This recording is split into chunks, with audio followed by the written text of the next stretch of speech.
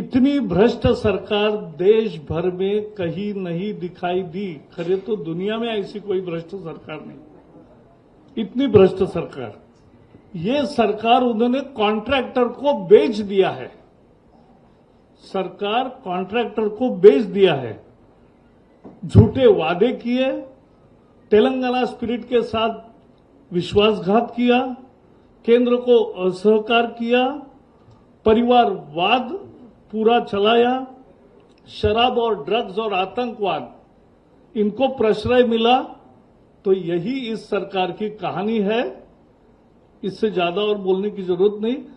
मुझे लगता है आपको इतना विस्तार से इन्होंने बताया है मुरलीधर राव जी ने कि आपको कोई सवाल नहीं होंगे, लेकिन अगर इसी विषय पे सवाल अगर होंगे तो किशन जी उत्तर देंगे।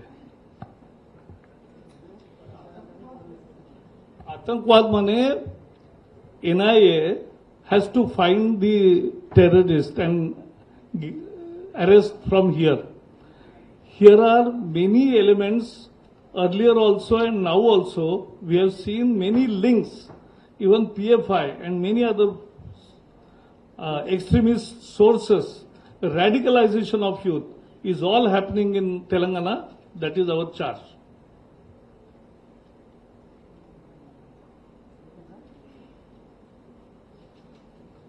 Thank you. चलो मध्य प्रदेश भारत देशों के लोग यहाँ से उठाए।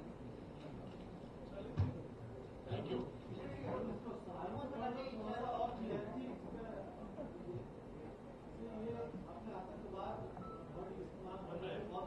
बताता हूं।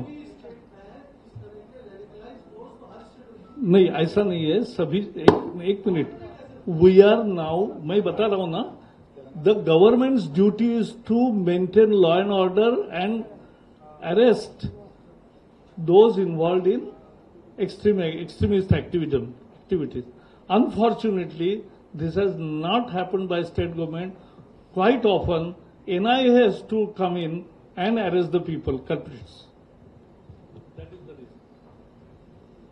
Do you think that the state police is acting under the pressure of CRS and MIA because the radicalization starts? Definitely. सही बात है। बहुत बार तेलंगाना सरकार ये पूरे एमआईएम पार्टी के प्रेशर के अंदर काम करते हैं और पुलिस टीआरएस पार्टी के प्रेशर के अंदर काम करते हैं। पहले तो जब यूनाइटेड आंध्रा थे, ये पुलिस बहुत अच्छे थे, मगर पूरा भी राजनीतिक दृष्टिकोण से, राजनीतिक एंगल से पुलिस को पूरा पार्टी को उपयोग करना चाहिए। ऐसा तेलंगाना में किसी विधानसभा क्षेत्र में जाइए, यही मालूम पड़ता है आपको। पूरा टीआरएस पार्टी के पक्ष में प्रेशर से डरा के ट्रांसफर करा तुम बोल के उनके खुद लोगों को पोस्टिंग करा के पूरा पावर मिसयूज करके पॉलिटिसाइज किया है, पूरा पुलिस सिस्टम को पॉलिटिसाइज किया है। बीजेपी जहां वो सत्ता में नहीं है, वहां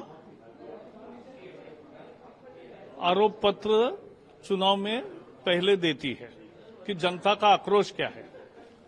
जहां हम सत्ता में है, वहां किया हुआ काम बताते हैं और उसके बाद आने वाले 5 साल के लिए हम घोषणा पत्र देते हैं। वो हमारे लिए वचननामा है, यानी वचन हम देते हैं जनता को कि हम करेंगे। और मोदी सरकार है कि जो बोलती है वो करती है, तो इसलिए यही बीजेपी है। जिस तरह से, जिस स्तर का भ्रष्टाचार तेलंगाना में है, ऐसा दुनिया में कहीं नहीं है। एक परिवार के हाथ में पूरी सत्ता ये हो, केंद्रित हो और पूरे राज्य में ड्रग्स और लिकर का प्रचलन बढ़े और उसके साथ साथ ये पूरी अव्यवस्था हो और झूठे वादे किए जाए, तेलंगाना की भावना के खिलाफ है ये। भ्रष्टाचार के लिए तेलंगाना की लड़ाई नहीं हुई थी, परिवारवाद के लिए तेलंगाना की लड़ाई नहीं हुई थी, लिकर और ड्रग्स के लिए तेलंगाना